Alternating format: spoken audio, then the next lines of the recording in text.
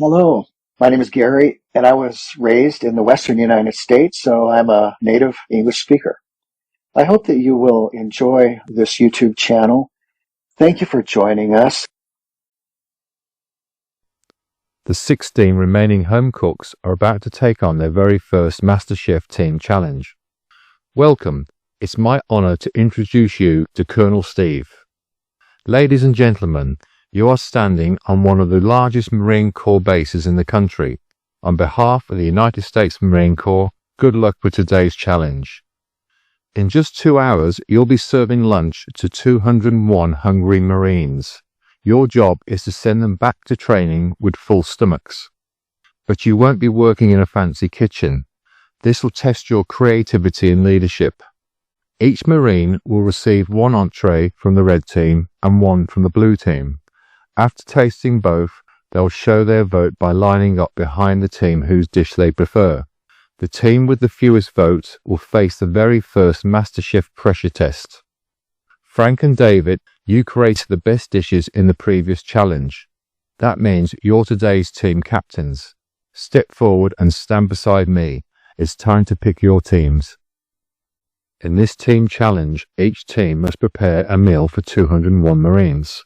Each dish must include a protein, a starch, and a vegetable. Failing to meet these requirements means losing the vote to the opposing team. The red team chooses to serve barbecued pork chops accompanied by coleslaw and potatoes. Meanwhile, the blue team goes with grilled chicken and a pasta salad.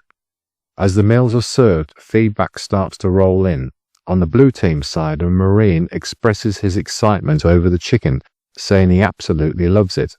He's less enthusiastic about the vegetables and the pasta, admitting they're not really his thing. Over on the red team, a judge inspects one of the trays and quickly notices something's off. The pork chop still raw in the center raises concern. Without hesitation, the judge calls it unacceptable and promises to bring a properly cooked replacement. Both teams have been cooking frantically for over 2 hours, but with half the Marines still waiting to be served, the red team faces a serious problem. Their meat isn't ready.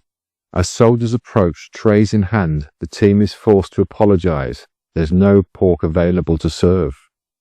I believe the red team is going to win in the end. Ultimately, it comes down to the dish, and I think they have the edge.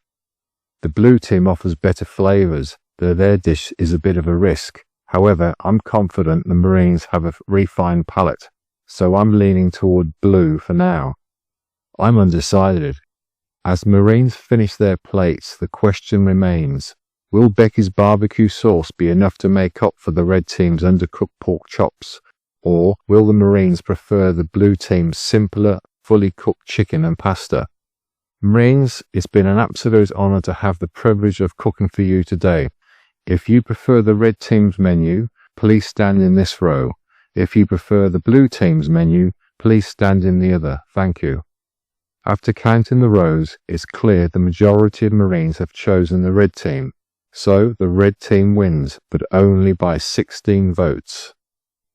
The blue team is headed for a tough pressure test, and at least one member will be eliminated from the MasterChef competition. The red team is safe and watching from the gallery.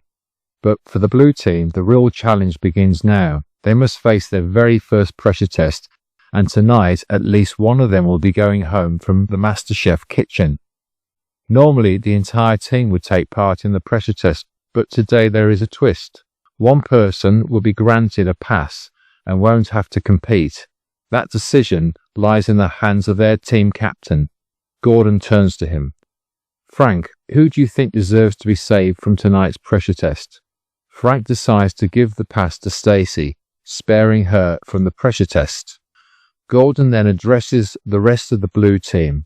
All right, your pressure test challenge today is to create one of the most iconic American desserts, the classic apple pie. We're looking for a beautifully golden, flaky pastry crust on top, a perfectly crisp and firm base underneath, and a center filled with sweet, tender apples. Simple, but not easy. At your stations, you'll find all the essential ingredients you need to make a great apple pie, Joe explains. There are also extra ingredients available if you want to add your own twist and make your pie stand out from the rest. You have 1 hour and 15 minutes to bake one incredible apple pie. Good luck. In this pressure test, each home cook will be evaluated on 3 key elements: the filling, the crust, and their overall baking technique in making the apple pie. The judges share some crucial tips before the challenge begins. For them, a perfect apple pie starts with the pastry.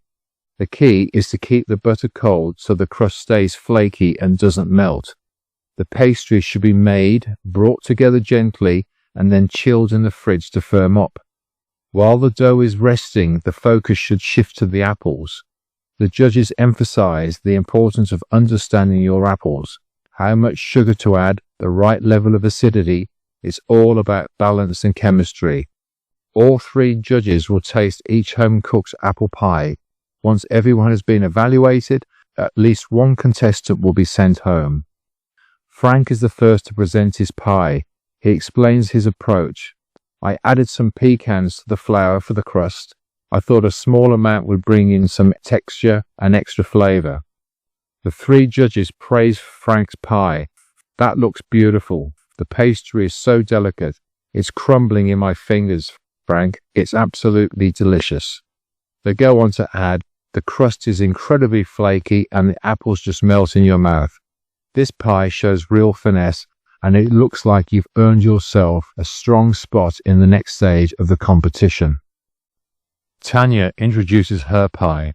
I wanted to put a creative spin on a caramel apple, so I added pecans and walnuts, tossed the apples in the mixture, and baked it all together. The judges weighed in with disappointment. One notes the crust is pale and undercooked, calling the apples overly seasoned and the pie overloaded with nuts that seem out of place.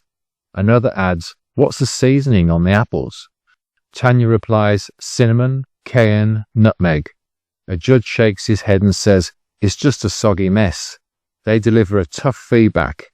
"I'm sorry to say this, but this is the weakest dish you've made in the competition so far." Tally explains his pie. I used brown sugar, a bit of simple syrup, calvados, cinnamon, nutmeg, and a small amount of cardamom for extra flavor. The judge comments the crust looks cooked, but it's quite thick, and it seems like there's nothing inside. Tally responds, "That was my mistake. I should have added more apples." Felix explains her pie. I made a caramel filling and added candied ginger. I'm happy with how it looks, but I'm not sure how the inside will turn out. The judge comments, "Visually it looks like you grabbed it straight from a professional kitchen, but the proof is in the pie. It's not as sweet as I expected. The outside is stunning, but unfortunately the inside doesn't quite elevate it." The judge asks, "What on earth made you decide to cover your apple pie with cheese?" The contestant responds, "I think it sets me apart a bit, and it also gives the top a different texture. It definitely adds some crunch, and that's from the cheese." The judge comments, "It's watery. The cheese flavor is dry and crusty, and there's no bottom crust. It could be better with some adjustments. What's all that liquid?" "It's butter, brown sugar, and apple juice. It's like muddy, murky mess. It's raw, and it's just not working. It's not an apple pie." The judge looks at Scott's pie and says, "The crust is a complete disaster. The apples themselves are actually delicious, and you nailed the balance of tartness. There's no excess liquid at the bottom, which is good, but you completely messed up the pastry." The judges have sampled 6 out of the 7 apple pies in this pressure test, and Christine's pie is the last one to be tasted before they make their final decision. One of the judges examines her pie and says, "Visually it's stunning.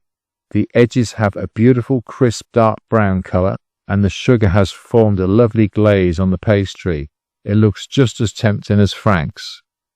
After taking a bite, the judge adds, "The flavor is incredible, absolutely delicious. Well done, Christine." That was an incredibly tough pressure test, 75 minutes to create one of the world's most iconic desserts, the classic apple pie. Gordon announces, "Frank, Christine, Felix, and Tally, step forward. Each of you made a pie good enough to keep you in the competition. Congratulations. Head up to the balcony. Michael, you went too far with the cheese. You misinterpreted the classic apple pie. Tanya, your pie was a disaster. Scott, I honestly didn't expect an apple pie to take you down. It's a simple dessert, but it got the better of you. Michael, I'm sorry, but your time in the MasterChef kitchen is over. Michael thanks the judges and exits the kitchen, leaving the top 15 behind.